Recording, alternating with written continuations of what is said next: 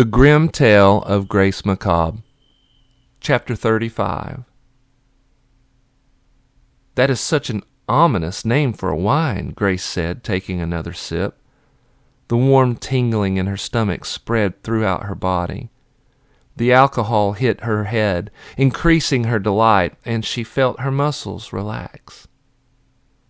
"Not really," Barba explained.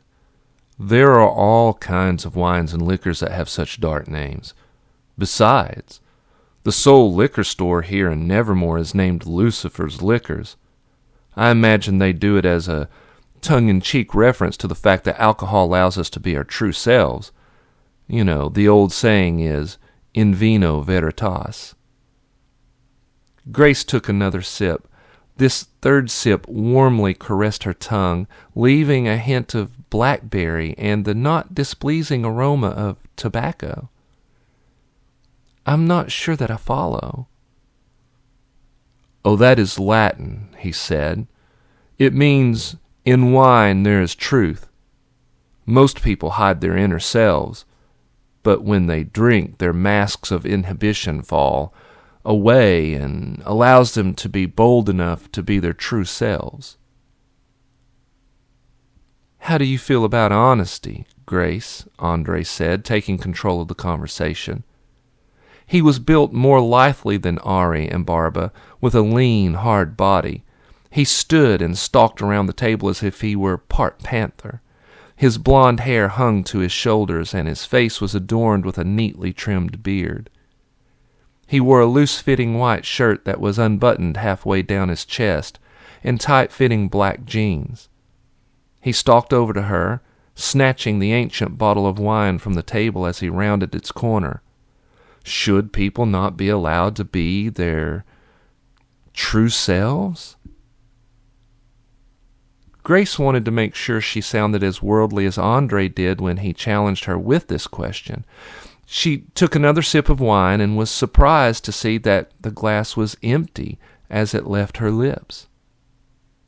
Had she just drunk half a glass of priceless wine so quickly? Her head began to buzz from the alcohol, and she suppressed a nervous giggle.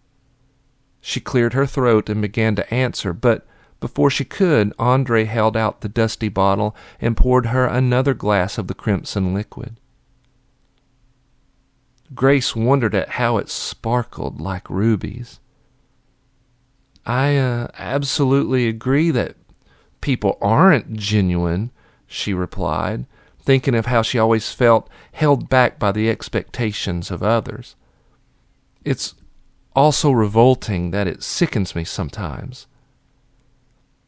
Andre smiled approvingly, flashing a set of perfect teeth that gleamed from within his bushy blonde beard. Grace was surprised to feel a pang of desire. She flushed at being under the influence of his animal magnetism. "That's a very insightful answer," he said. "I think I like you very much, Grace. I think you will fit in with us very nicely." He refilled his own glass before setting the bottle back on the table and turning back to the group. Grace was pleased with Andre's praise. "Thank you," she said. "I think I'm going to like it here very much." "So," Andre said, lifting his glass in the air, "here is to honesty and Grace taking control of her life." They all raised their glasses, and Grace splashed some of the wine onto her hand in her eagerness. Her heart leaped as she noticed that they all fixed her with approving smiles. They again touched glasses and drank the wine down in one gulp. The soft glow of the candlelight seemed to envelop everyone in the room with an aura of magnificent beauty and sophistication. And Grace was honored to now be considered as one of them. Ari took a final sip that drained his glass. "It's time to prepare for the party. The guests will be here soon." Salome and Amy cleared the glasses from the ornate table, and Barba and Andre began moving it into another room off the main floor. Barba flashed his wide smile. If you like Halloween, you're going to find this celebration interesting. Oh, it's going to be something to behold, Andre added. Great, replied Grace, the wine making her relaxed and giddy at the same time. What can I do to help? Ari grabbed her by the hand, making her heart skip a beat, and led her to the bar. You can help me get the bar ready.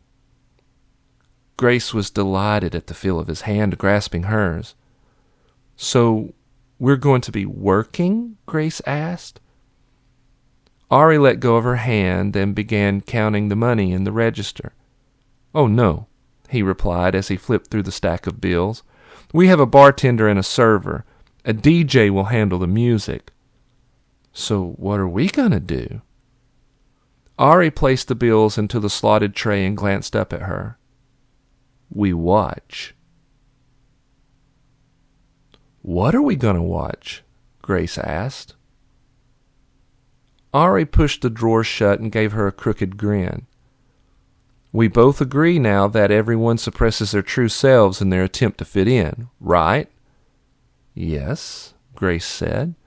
Well, tonight we're going to watch these people reveal themselves. How so? Grace asked. This will be a costume party.